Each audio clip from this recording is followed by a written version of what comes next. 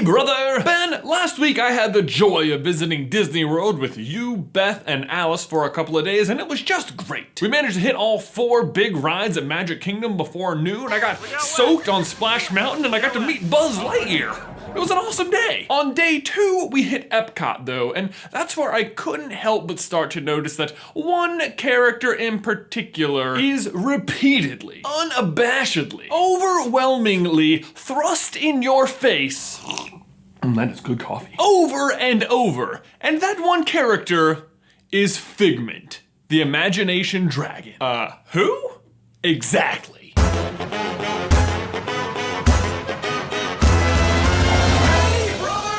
Figment the Imagination Dragon. You can't walk 10 feet in EPCOT without seeing this guy. There's a giant topiary of him welcoming you to the World Showcase. There are prominent sculptures of him in the art shops. There are so many pieces of merchandise with his face just plastered all over them. Now, I'm sure some of you are sitting at home like, what? Figment the Imagination Dragon? Of course, how do you not know who he is? Turn in your Disney fan card, you fraud. But for the other 99% of you, I bet you, like me, are scratching your head as to who is this character? Here's the thing. I would consider myself to be a pretty big Disney fan. Maybe I haven't seen every single movie they've ever made, but especially when it comes to animation, I would like to think that I can at least identify where a particular character comes from, or at least what franchise they belong to. Like, I don't personally watch Disney fairies, but I'd like to think that if I saw any of these non-Tinkerbell characters here, that I could at least recognize, yeah,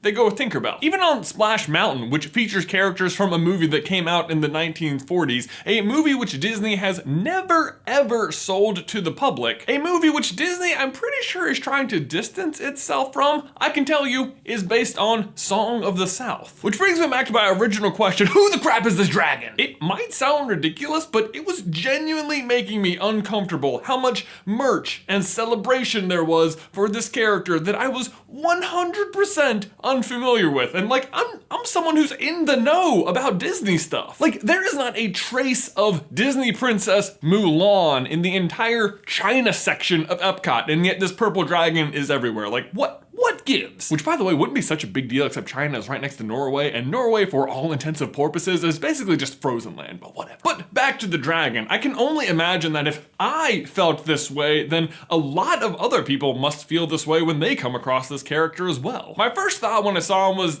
is that Spyro? It's a purple horn dragon, but no, it can't. That's a PlayStation game.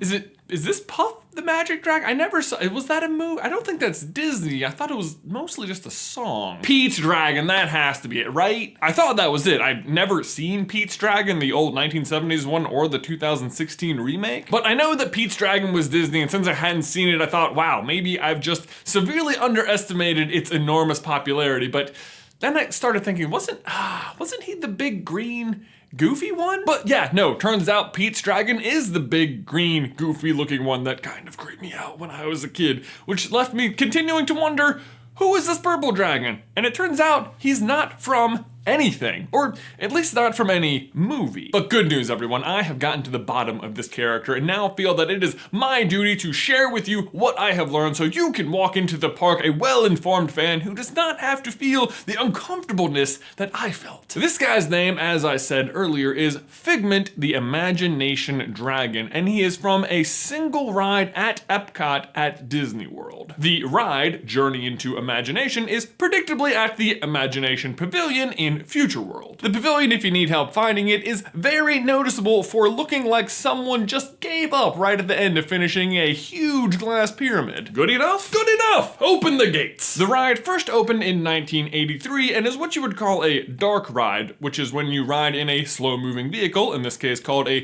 dreamcatcher, through various scenes. Most of the rides like this at Disney are based off of a single movie, and it takes you through various scenes throughout the film. But of course, Figment isn't based on any movie, so instead, this ride takes you through your imagination, as imagined by someone else. During this version of the ride, you learn that Figment was created by a man called Dreamfinder, who collects dreams to make new things. 2 tiny wings, eyes big and yellow, horns of a steer, but a lovable fellow. From head to tail, he's royal purple pigment, and there, voila, you've got a Figment. Get it? Figment as in figment of your imagination? That's what you did, Disney. This version of the ride lasted until 1998, until the entire Imagination Pavilion closed for refurbishment, at which point Disney seemed to be of the opinion that I am at the moment, which is, Dreamfinder and Figment aren't really from anything. Maybe we should remove them from the ride? And so they did! Mostly. In 1999, the ride reopened with the new name Journey into Your Imagination, where Dreamfinder and Figment were not present. Well, at least Figment only made cameo appearances until the very end, when you could see him in a constellation of stars. Turns out, though, people were really upset that Figment and Dreamfinder had been removed from the attraction, so much so that the ride's popularity plummeted, and after just 3 years, they had to refurbish it again. The ride reopened for a third time in 2002, this time called Journey into Imagination with Figment. Dreamfinder is still missing, and the ride is now hosted by Eric Idle playing a scientist known as Dr. Channing. But of course, Figment is the real star of the ride. He interrupts Dr. Channing at every conceivable moment to instead inform you his real version about how the science of imagination works. And for the most part, that's it. That's where this character comes from. One ride. He did appear in a few educational videos in the late 1980s, and there even was going to be a TV show called Dreamfinder centered around him, but it never made it to air. More recently, Marvel actually published a 5-issue miniseries simply titled Figment, which brings back Dreamfinder and goes into the origins of both Figment and Dreamfinder. So if you want to know even more about him, I recommend you go check out that little miniseries, but honestly, that's pretty much it. That's Figment the Dragon, who, despite my complete lack of awareness of him, is one of the more popular characters at EPCOT. Which is saying something. Me personally, I've been to the park twice in the last year, and I have managed to not even know his ride existed.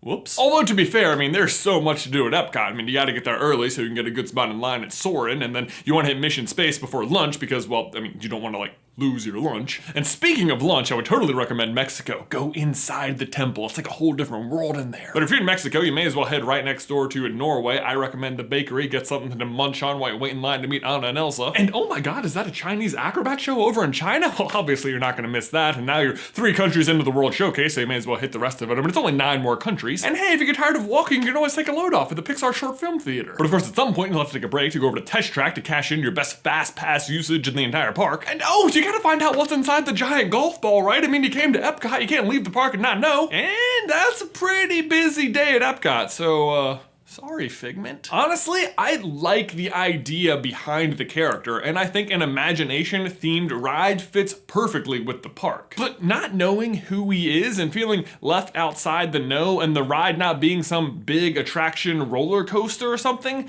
I felt no desire to even go investigate it. Which is a shame because, like I said, I like the idea of encouraging imagination, and I'm sure it's an entertaining enough ride. I just, if only there was another imagination-themed character to head it up. Some lovable, goofy, multi-animal prankster character who could be the mayor of Imagination Land. Who's your friend who likes to play? Bing bong, bing bong. Part cat, part elephant, part dolphin. What? It's imaginary. Welcome to Imagination Land. I come here all the time. I'm practically the mayor. I swear, there's someone who seems to fit that, but I don't know.